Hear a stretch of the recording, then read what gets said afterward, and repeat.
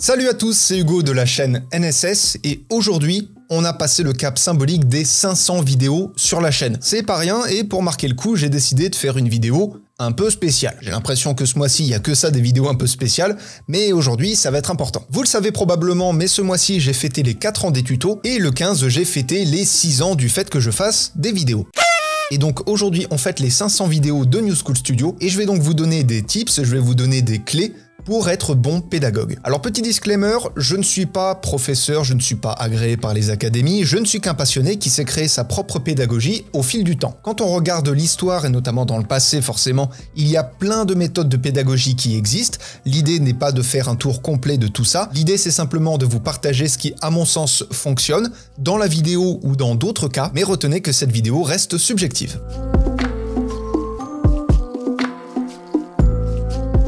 Juste avant de passer au premier tips, j'aimerais vous parler de quelque chose que vous connaissez peut-être, c'est la pyramide de rétention. Alors la pyramide de rétention, c'est pas compliqué, c'est simplement un classement des meilleures méthodes pour retenir quelque chose, ce qui, vous vous en doutez, va jouer dans la pédagogie, mais là ça touche pas tant la personne qui va transmettre le savoir que la personne qui va le recevoir. Ce que vous voyez actuellement, c'est donc la fameuse pyramide de rétention, donc de ce que va retenir un élève 24 heures après avoir vu un cours. Comme vous le voyez, le cours magistral, c'est-à-dire le cours le plus classique de l'enseignant qui parle devant un tableau, c'est celui avec le moins de taux de rétention, et pour moi honnêtement c'est pas vraiment une surprise, et également comme vous le voyez, la meilleure manière de retenir quelque chose, c'est de l'enseigner aux autres. C'est pour ça qu'à titre personnel, j'ai un rôle assez confortable dans ce contexte. Mais au-delà de l'expliquer aux autres, comme vous le voyez juste en dessous, la case avant le top du top de rétention, qui est, je le rappelle, le pourcentage en moyenne, vous le voyez, la pratique représente 75% de rétention.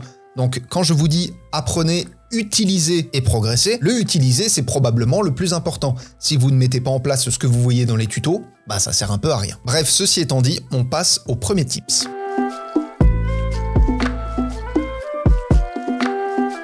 L'une des choses les plus dures à faire probablement quand on a le rôle du passeur de savoir, c'est de se mettre à la place de celui qui va apprendre et d'oublier que ce que l'on sait, pour nous, ça paraît évident. C'est difficile parce que c'est des choses qu'on a l'habitude de voir, que l'on maîtrise depuis longtemps.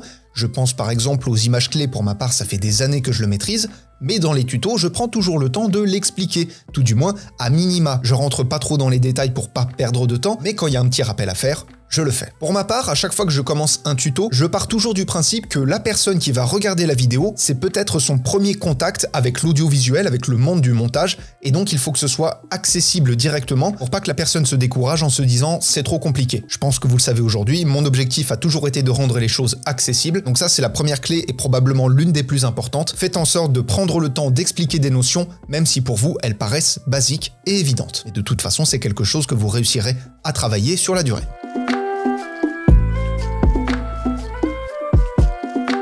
La deuxième chose, c'est qu'un enfant doit être capable de vous comprendre. Là, on rentre vraiment dans l'accessibilité la plus claire. Je sais plus quel psychologue ou quel chercheur avait changé tout un pan de la pédagogie en rapport avec des schémas notamment. Il est particulièrement connu pour ses schémas. Si vous avez le nom, n'hésitez pas à le mettre en commentaire parce que je n'arrive pas à m'en souvenir.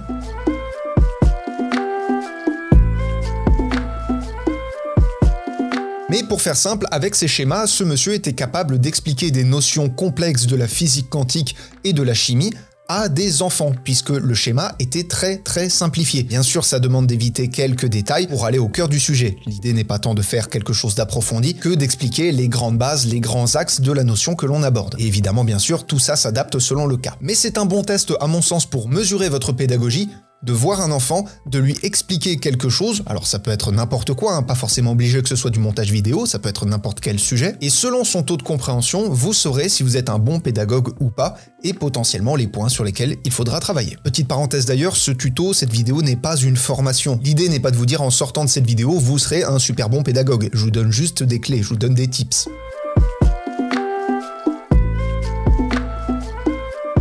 La troisième chose, c'est d'utiliser des exemples visuels clairs. Je vais reprendre ce que j'avais dit pour le tuto de la grosse tête sur After Effects. L'idée était de vous expliquer que l'amplitude des mouvements de la tête sera amplifiée en même temps que sa taille, en même temps que son échelle. Et pour ça, j'utilisais l'exemple d'un cercle qui se déplaçait entre deux barres de couleurs et que j'agrandissais par la suite. Je vous remets un petit extrait. Actuellement, à l'écran, vous voyez un petit rond qui se déplace de gauche à droite.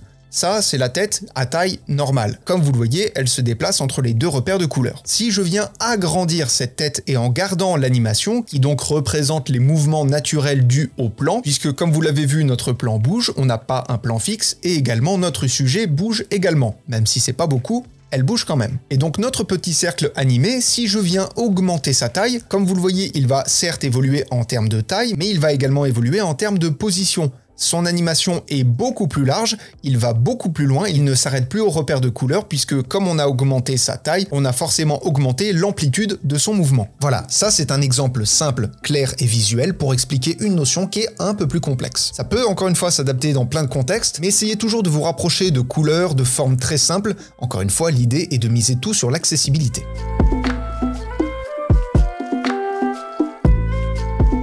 La quatrième chose qui est assez importante et qui va rejoindre un petit peu chaque point d'une manière ou d'une autre, c'est de prendre son temps sans s'éparpiller. Quand je dis de prendre son temps, c'est-à-dire donc à chaque fois de prendre le temps d'expliquer une notion, même si elle vous paraît évidente, ça rejoint donc le premier point, mais l'idée ce n'est pas de s'éparpiller non plus, puisque quand on va commencer à expliquer une notion, on peut être tenté de faire un détour, de se dire « Ouais, mais alors attends, il faut que j'explique ça en plus, sinon les gens vont pas forcément comprendre. Ouais, mais du coup, il y a ça qui se rajoute derrière. » Et ainsi de suite, et ainsi de suite, et ainsi de suite. Et vous finissez par perdre le fil, et votre explication qui devait durer 2 minutes finit par en durer 20. Et donc c'est dommage. Donc pour vous, si besoin, prenez des notes, prenez une fiche, prenez un fil rouge qui va vous guider au travers du tuto. Alors pour ma part, j'ai plus besoin de faire ça pour les tutos quotidiens parce que c'est des choses relativement simples et relativement rapides. Et puis surtout, j'ai l'expérience de ces quelques dernières années. Mais sinon voilà, déterminez un chemin, prenez le temps d'expliquer les notions nécessaires, mais ne vous éparpillez pas, suivez votre chemin avant de pouvoir voler de vos propres ailes entre guillemets.